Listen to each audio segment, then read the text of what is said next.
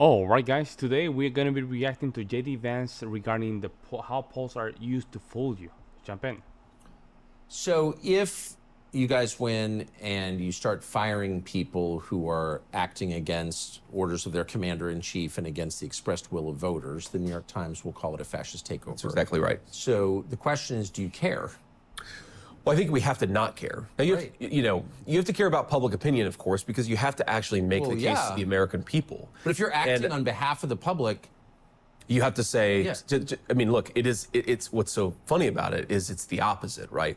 Real democracy is when the elected leaders the voters elect actually make the decisions in the government. Right. Fascism, if it's anything, it's that the voters don't get any say in how their Exactly, government actually exactly. operates. So I think you have to do it. And look, man, I've been in politics all of 2 years, but there are all of these really subtle ways in which the media, the tech sector, the people who call the shots try to manipulate the American public and manipulate political leadership into not doing the things the American people actually want. So here, let me give you an example.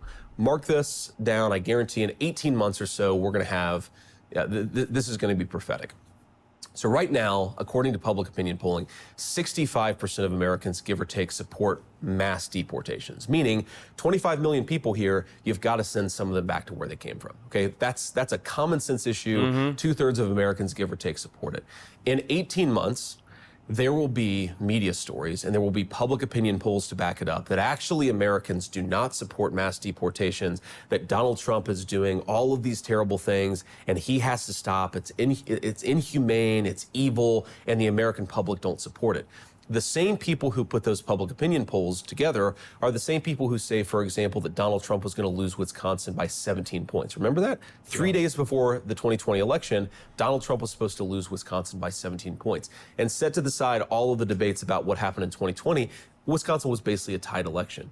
So these guys use public polls, they use the media, not even just to manipulate public opinion, but to manipulate our leadership about what public opinion actually says. so That's a good point.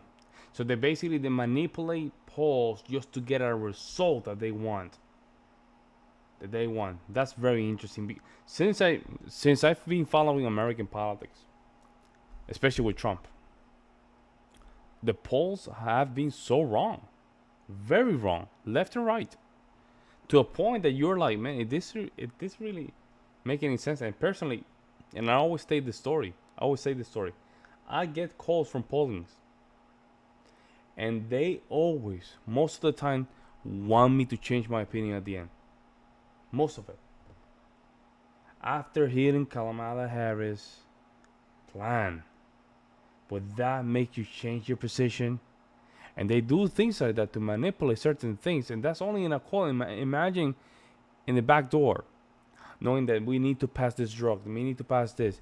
Hey, Spicer just put $25 million for us to just manipulate this in the next 1 to 2 years. It can happen. It can happen. how does that happen? So those polls are fake, is what you're saying. Oh, absolutely, they're fake. They're absolutely fake. Wow. And we see this, I mean, again, this is like very nerdy, but let's like go down this polling rabbit hole, okay? So a friend of mine I think is the best pollster in America. Every race I've ever seen him poll, he's way better than anybody else, okay? So good pollster versus a standard media pollster. Tony Fabrizio, great guy, he's the president's pollster, okay? Take a standard media poll and ask yourself, like, what are they doing? Those polls are all conducted by what's called online panels. In other words, they have a group of people that they go to again and again and again. They ask their opinion. Well, who are the people who are going to respond aggressively to online panels about what they feel about every issue of the day? A bunch of highly engaged, typically far left, typically people with professional degrees, people who are not representative of the American people at large, right? Meanwhile, most Americans are trying to pay their mortgage and trying to take care of their kids and trying to do all the things that are necessary to live a life in this country. And they're not answering the phone when a pollster picks up. So if you actually look at the good pollsters, they're telling you a radically different story because they're talking to a representative sample of the United States. And the fake media pollsters are talking to a very narrow slice of the United States. And again, they're trying to sell us a story. And it's not just, this is not primarily to manipulate the American people, I think it's to manipulate us. meaning elected officials. Because I've sat in lunches with a number of my colleagues who will say, look at this poll and look how Americans are responding to this or that issue. And then you realize that that exact same poll was wildly inaccurate 2 years ago. Why are you making your judgments about what the American people believe based on some poll? And oh, by the way, why don't you express some leadership? Why don't you just actually have a view and go to the American people and try to persuade them that your view is wise and then enact legislation in accordance with that wisdom, right? Well, the problem is that you need guts for that. And a lot of these politicians, I've been saying a lot of these politicians, they're weird. Not only they're weird, they're very feckless, especially the Republicans. Have you heard any Republicans? Well, probably some Republicans, but the majority of the House, the Senate, they went hiding. Trump currently, they're trying to delete him. And Republicans, they're just hiding. You cannot find them. You can't find them. Somehow they're trying to delete the guy and they don't want nothing to do with this. Nothing. And that is so wrong. And a lot of these Republicans are very feckless, man. Very weak.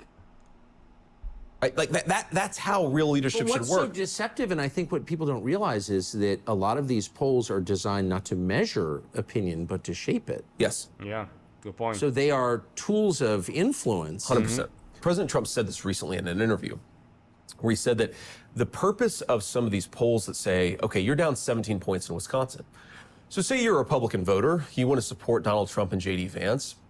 And of course, the polls now are much better for us than they were back in 2020. But let's say you want to support President Trump and you read a story that says he's down by 17 points in Wisconsin. Why even show up, right? Yeah. So there's a voter suppression dynamic here where you try to get people to get depressed and to drop out of the democratic process. Don't even go and vote if the president is down by so much. The purpose of these polls is actually manipulation of both the public themselves, but also, of course, elected officials. And I think that we have to have the courage to trust our own convictions, to say, screw you, I don't buy the polls, and to do what you think is right on behalf of the country. Sounds so common sense. But But it's not. And you see it a lot in Twitter. You see a lot of engagement in Twitter, but there's a lot of Republicans are very, very feckless. They allow a lot of opinions, a lot of these polls to just really change their mind and manipulate their way of just conducting politics. And that is so wrong. The story of Mark Robinson, a lot of these guys, they were saying, yeah, you should be dropping out. That way you don't, affect the down ballot. I'm like, bro, what you're talking about, man? You're just basing your judgment based on numbers, which is great. However, politics is more than that. And it happens to be, we're not even talking about Mark Robinson anymore. Just because people are just way too much into the polls. Way too much. a lot of elected leaders don't live in the world of common sense. So you said at the outset that, if the current trajectory continues, you're pretty confident you're going to win. Yeah, I mean, look, you can never be sure, and I've been wrong before, but I just look. The energy on the ground is really good, right? Yes. I mean, we had an event yesterday in Arizona, and we had a few thousand people there, and we didn't have a rock star or rapper there. We just had a few thousand people, and I'm the VP candidate. I'm not the presidential candidate. President Trump is getting 20,000 person crowds. I do think that crowd size is predictive of enthusiasm, and so you're seeing a lot of evidence that things are that our voters are enthused. The internal numbers are good. People aren't happy with the direction of the country. I feel like we're going to win, but yes, never know. Everything you're saying makes sense. I think it's demonstrable. Yeah. But you got to think that the Kamala Harris campaign is also aware of this. That they're maybe not lying to themselves. They may be involved in fake polls designed to mislead, others. Yep. But they are probably clear-eyed about their chances. They are.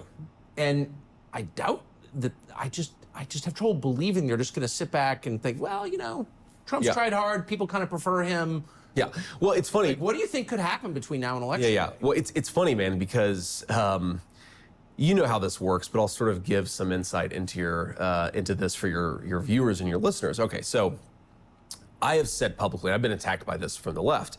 I've said, look, Kamala's own internal polls are not very good right now. Correct. And of course, the lefties say, well, JD Vance is the VP candidate for Republicans. Nobody in Kamala Harris's campaign is talking to him. And that's right, by the way. Kamala Harris's campaign is not talking to me, but they are talking to journalists. Yeah. And then those journalists want insights into what's going on with the Republican ticket. They want to see our internal numbers. Yeah. And look, the journalists are telling me that Kamala Harris doesn't like her numbers. The journalists are telling me our campaign does like their numbers. There's a consistency of story here. Journalists but act as kind of like it's an information. they're like the intelligence trading. operatives. Yeah, they just share information, a lot of information. I'm gonna leave the rest of the interview below, but yeah, that's what it is. A lot of these posters, they look very, very weird. I don't know what the hell they're doing. I don't know if you need a certificate or something. Well, some of these people, man, they need to be kicked out to the side of the road because they're not doing a good job. They're being mispolling Trump for so much that it's not even funny because a lot of people it's their information. That's their first side of information, but most of the time it's wrong. So let me know what you guys think. I'm gonna leave the rest of the interview down below, and that way you guys can go and watch it. I'll see you in the next one.